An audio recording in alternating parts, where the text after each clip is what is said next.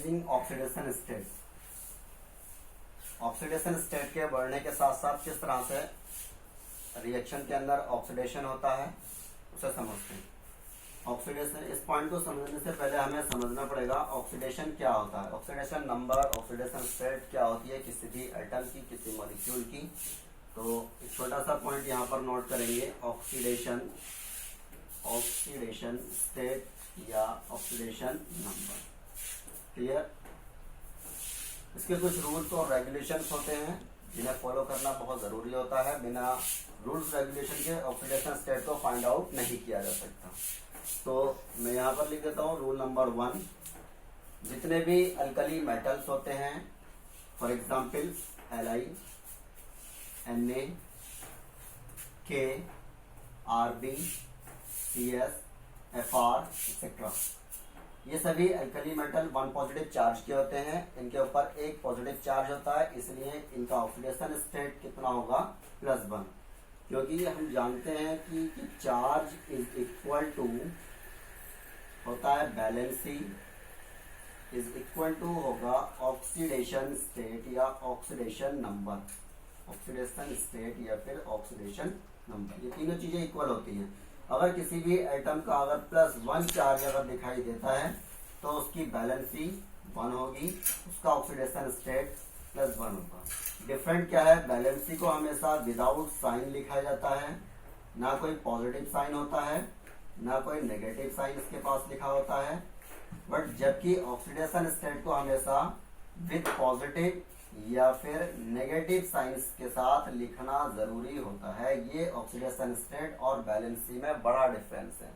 Charge में हमेशा जो प्लस होगा तो प्लस ही लिखा जाएगा, माइनस होगा तो माइनस ही लिखा जाएगा, जबकि बैलेंसी और ऑक्सीडेशन में यही डिफरेंस है कि बैलेंसी को विदाउट साइन लिखते हैं, जबकि ऑक्सीडेशन स्टेट को हमेशा विद साइन लिखा जाता है, पॉजिटिव या नेगेटिव निशान के साथ। That clear?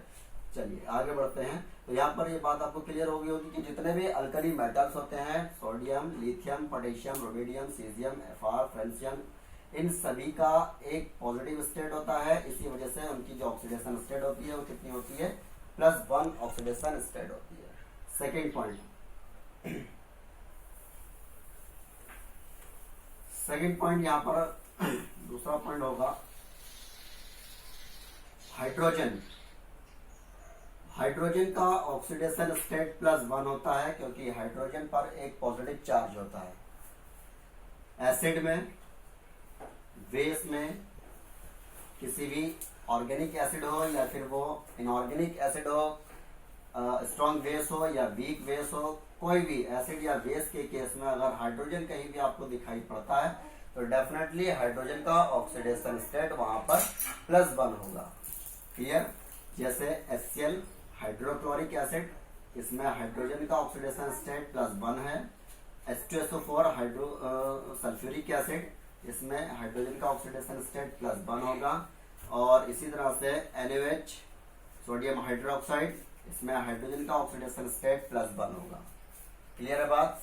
बट अब एक पॉइंट यहाँ पर और छोटा सा मैं आपको क्लियर कर देता हूँ, क्या कि जितने भी मेटालिक हाइड्राइड होते हैं, और मेटालिक हाइड्राइड में हाइड्रोजन का ऑक्सीडेशन स्टेट -1 होता है।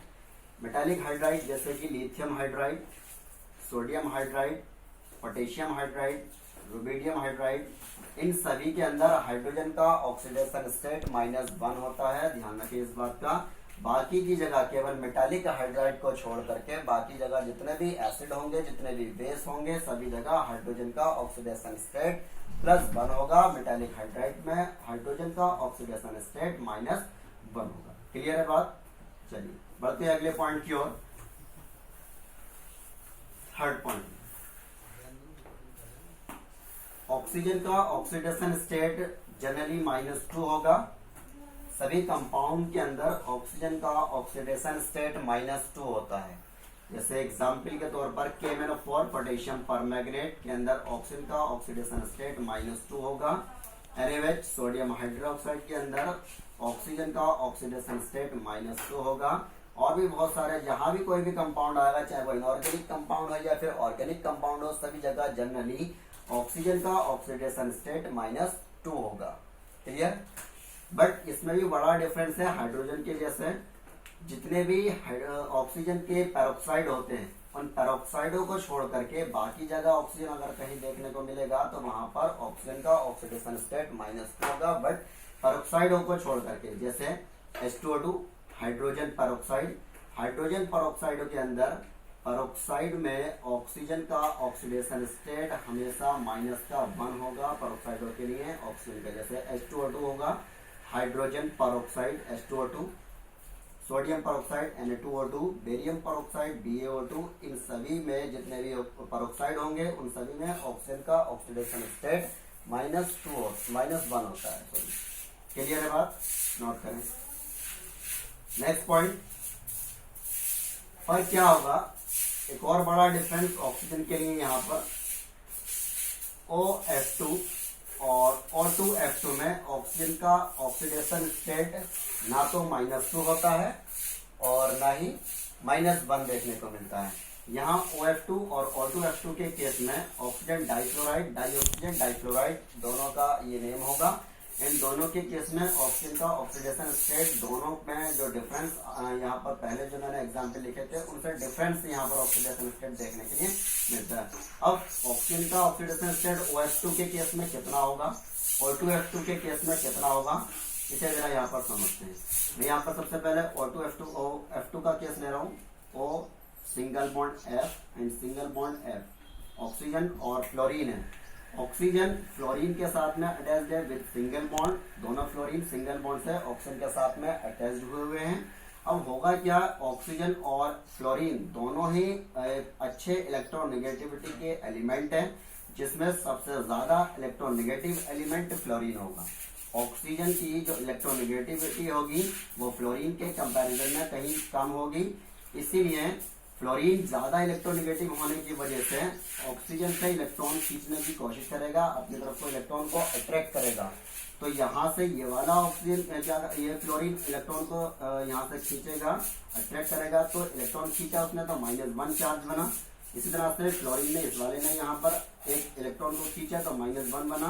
दोनों फ्लोरीन ऑक्सीजन से बराबर इलेक्ट्रॉन को अट्रैक्ट कर रहे हैं, तो उस केस में एक ऑक्सीजन ने यहाँ पर क्या किया, एक इलेक्ट्रॉन को खींचा तो उस केस में +1 चार्ज आया ऑक्सीजन पर। जब दूसरे फ्लोरीन ने यहाँ पर इलेक्ट्रॉन को खींचने की कोशिश की तो फिर उसके पास +1 और चार्ज बढ़ गया। तो टोटली OF2 के केस में देखा क्या गया कि OF2 ऑक्सीजन डाइफ्लोराइड के केस में ऑक्सीजन का जो ऑक्सीडेशन स्टेट होगा वो कितना होगा, +2। क्यों, क्योंकि दोनों फ्लोरीन मॉलिक्यूल, दोनों फ्लोरीन एटम जो है वो इलेक्ट्रोनेगेटिविटी अच्छी होने की वजह से इलेक्ट्रॉनों को अट्रैक्ट कर रहे हैं, जिसकी वजह से ऑक्सीजन पर चार्ज जो है वो कम हो जाता है और उस पर +2 चार्ज आ जाता है। इसी वजह से उसका ऑक्सीडेशन स्टेट कितना होगा, यहाँ पर +2 ऑक्सीजन स्टेट देखने के लिए मिलेगा। क्लियर बात।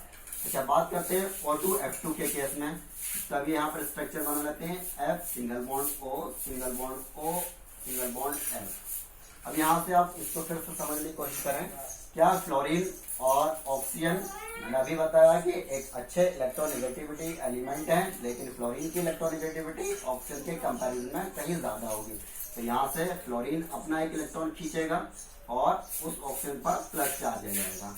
इसी तरह से यहाँ से फ्लोरीन अपना एक इलेक्ट्रॉन खींचेगा और ऑक्सीजन पर फिर से कैसा चार्ज आ जाएगा, प्लस चार्ज। मीन्स कहने का ये कि OF2 के केस में ऑक्सीडेशन स्टेट ऑक्सीजन का +2 होगा, जबकि O2F2 के केस में ऑक्सीजन का ऑक्सीडेशन स्टेट कितना होगा, +1 होगा। इतनी बात समझ में आई, क्लियर है बात, नोट करें।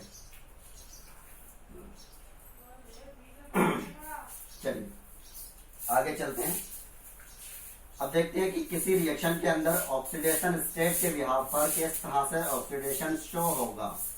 मैं एग्जाम्पल ले लेता हूं। यहाँ पर एग्जाम्पल लिया हमने, क्लोरीन माइनस को रिएक्ट किया तो क्लोरीन आयन से क्लोरीन गैस में कन्वर्ट हो जाता है।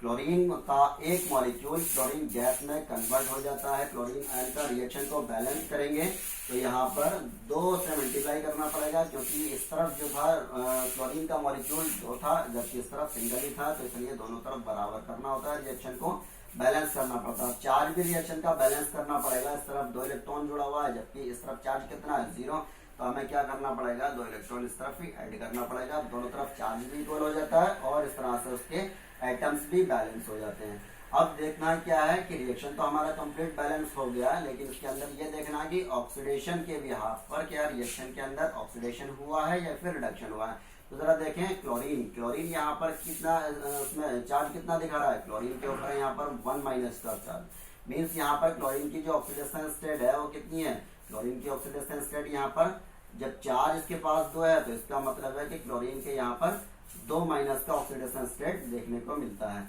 जबकि क्लोरीन यहाँ पर एक फ्री स्टेट में है, तो क्लोरीन यहाँ पर फ्री स्टेट में है, तो फ्री स्टेट में तो सभी एटम्स की जो ऑक्सीडेशन स्टेट होती है वो 0 होती है। जैसे क्लोरीन Cl2 में Cl की ऑक्सीडेशन स्टेट, अगर Cl2 फ्री स्टेट में होता है तो वहां पर Cl की ऑक्सीडेशन स्टेट 0 होगी। अगर Zn कहीं फ्री स्टेट में देखने को मिलता है तो Zn की ऑक्सीडेशन स्टेट वहां 0 होगी। अगर फास्फोरस P4 में P की ऑक्सीडेशन स्टेट 0 होगी। सल्फर S8 में सल्फर की ऑक्सीडेशन स्टेट 0 होगी। जब ये किसी दूसरे मॉलिक्यूल के साथ कंबाइन नहीं करते हैं, कोई कंपाउंड नहीं बनाते हैं, जिस तरह से जैसे क्लोरीन हाइड्रोजन के साथ कंबाइन करके HCl हाइड्रोक्लोरिक एसिड बनाता है, जिंक ऑक्सीजन के साथ रिएक्शन करके जिंक ऑक्साइड बनाता है, तो वैसे ही ये बिल्कुल सेपरेट फॉर्म में होने चाहिए। सेपरेट फॉर्म इनकी फ्री स्टेट बनती है, उस तरह से फ्री स्टेट में इनका ऑक्सीडेशन स्टेट कितना होता है, 0। तो यहाँ पर क्लोरीन किसी के साथ कंबाइन नहीं किया है, ना तो ऑक्सीजन के साथ, ना हाइड्रोजन के साथ, ना नाइट्रोजन के साथ, ना किसी कोई भी कंपाउंड के साथ वो रिएक्शन नहीं किया है, इसलिए फ्री स्टेट में है। और फ्री स्टेट में इस क्लोरीन की जो ऑक्सीडेशन स्टेट होगी वो कितनी होगी, 0। तो जरा देखें -2 से ऑक्सीडेशन स्टेट कितना बढ़ा है, 0 तक बढ़ा है। ये क्वांटिटी माइनस से आई, प्लस में तो आ रही है, तो इसका मतलब है ऑक्सीडेशन स्टेट बढ़ रहा है। तो अगर ऐसा होता है किसी रिएक्शन के अंदर कि ऑक्सीडेशन स्टेट एक तरफ से दूसरी तरफ जाने पर बढ़ जाता है, तो वहां पर क्या होता है, उस रिएक्शन के अंदर ऑक्सीडेशन दिखाई देता है, डेफिनेटली वहां पर ऑक्सीडेशन होता है। इतना समझ में आ गया, नोट करें। अब कर लिया, चलिए आगे बात करते हैं।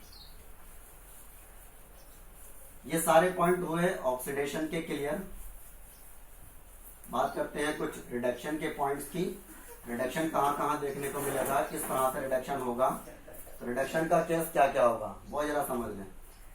जिस तरह से मैंने ऑक्सीडेशन के कुछ पॉइंट लिखे थे, तो ऑक्सीडेशन रिडक्शन के केस में जो पॉइंट होंगे वो ऑक्सीडेशन के जस्ट अपोजिट होंगे, ऑक्सीडेशन के बिल्कुल उल्टे पॉइंट होंगे। जैसे कि ऑक्सीडेशन का जो पहला पॉइंट था वो था गेन ऑफ ऑक्सीजन, तो रिडक्शन के केस में क्या हो जाएगा, ये ऑक्सीडेशन का केस है, मैं शॉर्ट में लिख देता हूं, इधर रिडक्शन का केस में लिख देता हूं, रिडक्शन का केस।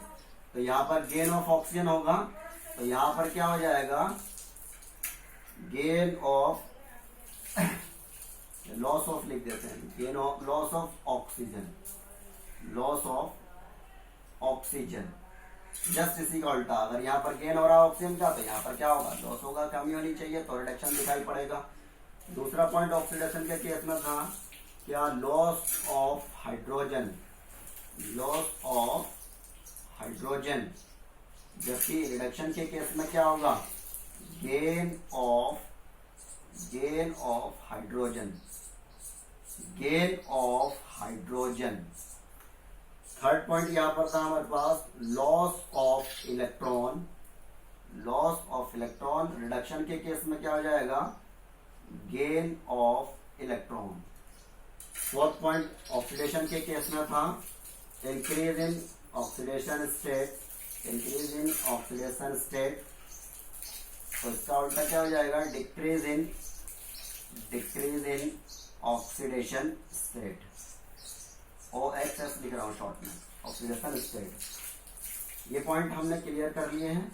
अब हम बात करेंगे रिडक्शन के पॉइंट्स पर, loss of oxygen, gain of hydrogen और gain of electron and decrease in oxidation state. चलिए समझते हैं बारी बारी से एग्जाम्पल के थ्रू, नोट लगाइएगा।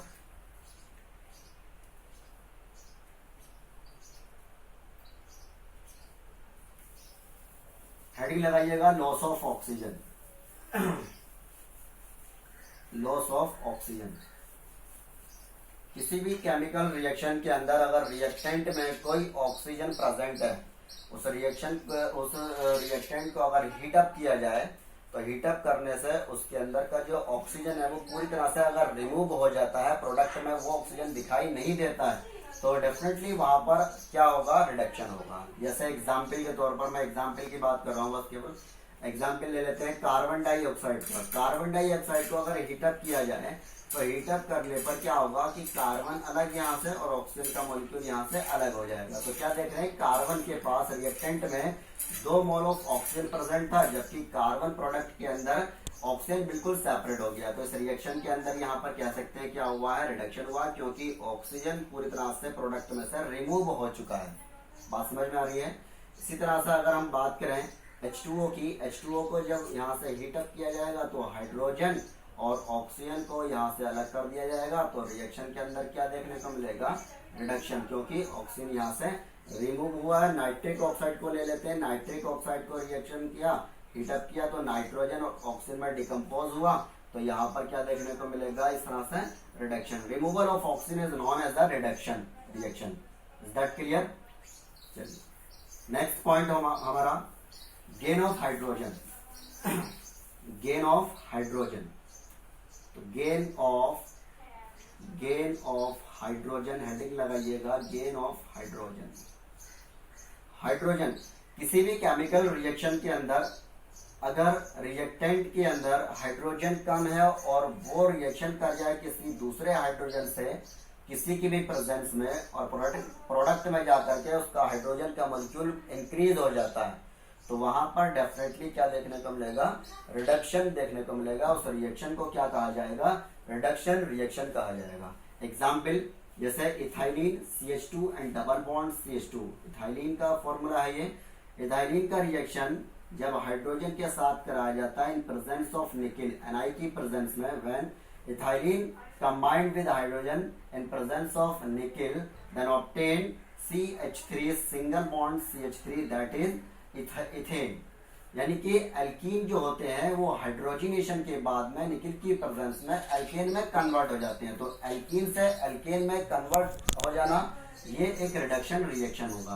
क्योंकि अभी क्या था, कार्बन के पास में इस वाले कार्बन पर 2 हाइड्रोजन था, तो एक कार्बन ने हाइड्रोजन एक्सेप्ट किया। इस वाले कार्बन पर 2 हाइड्रोजन था, एक हाइड्रोजन इस कार्बन ने एक्सेप्ट किया। फाइनली कार्बन ने हाइड्रोजन को इंक्रीज कर लिया अपने पास, और जब इंक्रीज हो गया वहां तो कार्बन के पास में एक CH3 बना, एक कार्बन के पास में हाइड्रोजन 3 बना, तो टोटली मिलाकर के कार्बन के पास हो जाता है 6, 2 कार्बन के पास में 6 हाइड्रोजन मॉलिक्यूल हो जाता है। जबकि पहले रिएक्टेंट के अंदर कितना था, 4 मॉलिक्यूल था।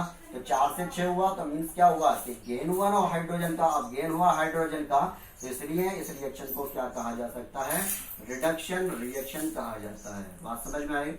ये एक रिडक्शन रिएक्शन हुआ। Gain of hydrogen is known as a reduction reaction. Next example की बात करें, नेक्स्ट एग्जाम्पल हमारा यहाँ पर होगा, जितने भी वेजिटेबल्स ऑयल्स होते हैं, वेजिटेबल्स ऑयल, जितने भी वेजिटेबल्स ऑयल होते हैं उनका हम अगर हाइड्रोजनेशन कराते हैं, यानी कि H2 के साथ रिएक्शन कराते हैं इन प्रेजेंस ऑफ निकिल, तो वेजिटेबल ऑयल्स का हाइड्रोजनेशन कराने का जो प्रोसेस है, तो उस प्रोसेस के अंदर जो प्रोडक्ट फॉर्म होता है वो वनस्पति घी होता है। यानी कि वनस्पति घी, वनस्पति लिख देता हूँ, वनस्पति घी की जो फॉर्मेशन होती है उस रिएक्शन को हम रिडक्शन रिएक्शन के नाम से जानते हैं। क्योंकि वेजिटेबल ऑयल जितने भी होते हैं फैट्स होते हैं, और फैट्स में हाइड्रोजन को जोड़ा जाता है, निकिल की प्रेजेंस में रिएक्शन कराया जाता है, जिससे क्या होता है वो वनस्पति घी में कन्वर्ट हो जाता है। इस रिएक्शन को भी हम किस नाम से जानते हैं, रिडक्शन रिएक्शन के नाम से जानते हैं, क्योंकि हाइड्रोजन यहाँ पर गेन हुआ है। थर्ड एग्जाम्पल की अगर हम बात करें, नाइट्रोजन जब कंबाइन करता है हाइड्रोजन के साथ in presence of platinum, this is the Haber process of ammonia. Nitrogen का रिएक्शन हाइड्रोजन से कराने पर ये ट्वाइस मोल ऑफ अमोनिया की फॉर्मेशन करता है। तो इस रिएक्शन को बैलेंस करेंगे, नाइट्रोजन मॉलिक्यूल यहाँ पर 2 है, 3 और 2 यहाँ पर 6 होगा, तो 3 से मल्टीप्लाई करेंगे। तो फाइनली क्या हुआ, यहाँ पर नाइट्रोजन ने हाइड्रोजन के साथ कंबाइन किया और फॉर्म किया क्या, अमोनिया। तो अमोनिया की फॉर्मेशन हुई। तो नाइट्रोजन के पास अभी कोई मॉलिक्यूल हाइड्रोजन नहीं था, लेकिन उसने रिएक्शन करके कितना मोल ऑफ हाइड्रोजन एक्सेप्ट किया, 6 मोल ऑफ हाइड्रोजन एक्सेप्ट किया। तो दैट यहाँ पर क्या हुआ है, इस रिएक्शन के अंदर रिडक्शन हुआ है। इस रिएक्शन को भी हम क्या कह सकते हैं, रिडक्शन रिएक्शन के नाम से जानते हैं। These are all reduction reaction. Note करिएगा।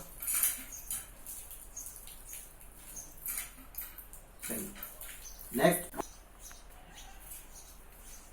तो आई होप कि अच्छे से समझ में आ रहा होगा। मैं अपनी तरफ से पूरी कोशिश कर रहा हूँ समझाने की। अगर किसी को फिर भी डाउट है, कोई क्वेश्चन है किसी के मन में, तो आप मुझे कमेंट कर सकते हैं, रिप्लाई दे सकते हैं मेरी वीडियो में जाकर के। क्लियर है बात? नाउ नेक्स्ट पॉइंट हमारा gain of electron. Gain of electron, अगर किसी केमिकल रिएक्शन के अंदर इलेक्ट्रॉनिक प्रिंसिपल के अकॉर्डिंग किसी रिएक्शन के अंदर अगर इलेक्ट्रॉन का गेन होता हुआ दिखाई पड़ता है तो डेफिनेटली उस रिएक्शन के अंदर क्या होगा, रिडक्शन होगा। बात समझ में आती है? क्या होगा वहां पर, रिडक्शन होगा। एग्जाम्पल की अगर बात करें तो एग्जाम्पल यहाँ पर क्या हो जाना चाहिए, अगर हम सोडियम की बात कर लेते हैं, यहाँ पर सोडियम आयन को अगर रिएक्ट किया जाए तो सोडियम आयन क्या करेगा, यहाँ से सोडियम सॉलिड में कन्वर्ट हो जाएगा। सोडियम आयन को जब रिएक्ट किया जाता है तो ये सोडियम सॉलिड में कन्वर्ट हो जाता है। अब रिएक्शन को हमें बैलेंस करना पड़ेगा, चार्ज भी बैलेंस करना पड़ेगा, एटम भी रिएक्शन का बैलेंस करना पड़ेगा।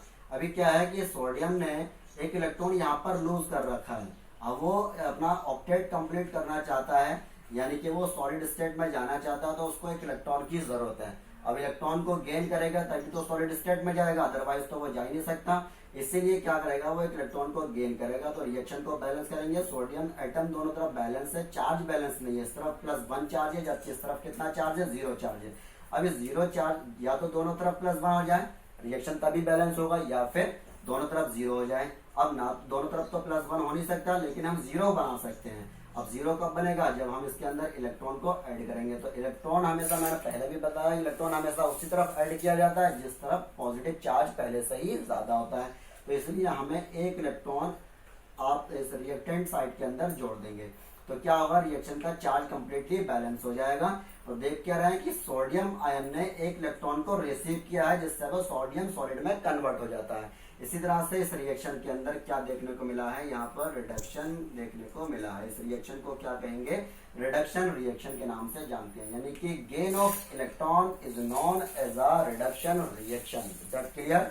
नाउ नेक्स्ट पॉइंट, इसी तरह से एग्जाम्पल की अगर बात करें मैग्नीशियम की, मैग्नीशियम आयन को अगर मैग्नीशियम सॉलिड में कन्वर्ट करना हो तो 2 इलेक्ट्रॉन वहां पर ऐड कराने पड़ेंगे, यानी कि 2 इलेक्ट्रॉन गेन करेगा मैग्नीशियम आयन, तभी तो मैग्नीशियम सॉलिड में कन्वर्ट होगा। तो इस तरह से इस रिएक्शन के अंदर क्या हुआ है, रिडक्शन हुआ है। क्लियर है? चलिए, समझ में आ रहा है इतना? नेक्स्ट पॉइंट हमारा decrease in oxidation state. Oxidation state तो मैं आपको समझा ही चुका हूं कि ऑक्सीडेशन स्टेट कहाँ कहाँ कितनी होती है किस एटम की। तो अब बस केवल एग्जाम्पल का थ्रू यहाँ पर हम समझेंगे ऑक्सीडेशन स्टेट से। अभी क्या है, मैं दोबारा से एग्जाम्पल ले लेता हूँ। Decrease in oxidation state, decrease in oxidation state. Example फिर से मैं वही ले लेता हूँ, Na+ से Na0 में कन्वर्ट हो गया। अभी यहाँ पर क्या, बस केवल समझने के लिए मैं ये एग्जाम्पल ले रहा हूँ, फुल प्रूफ एग्जाम्पल नहीं होगा, मैं समझने के लिए एग्जाम्पल ले रहा हूँ ताकि तुम्हें ये पता लग जाए कि ऑक्सीडेशन में डिक्रीजिंग हुई है, इसी वजह से वहां पर रिएक्शन के अंदर ऑक्सीडेशन में डिक्रीजिंग हुआ है, तो इसी वजह से वहां पर क्या हुआ, रिडक्शन देखने को मिला। बस केवल इसी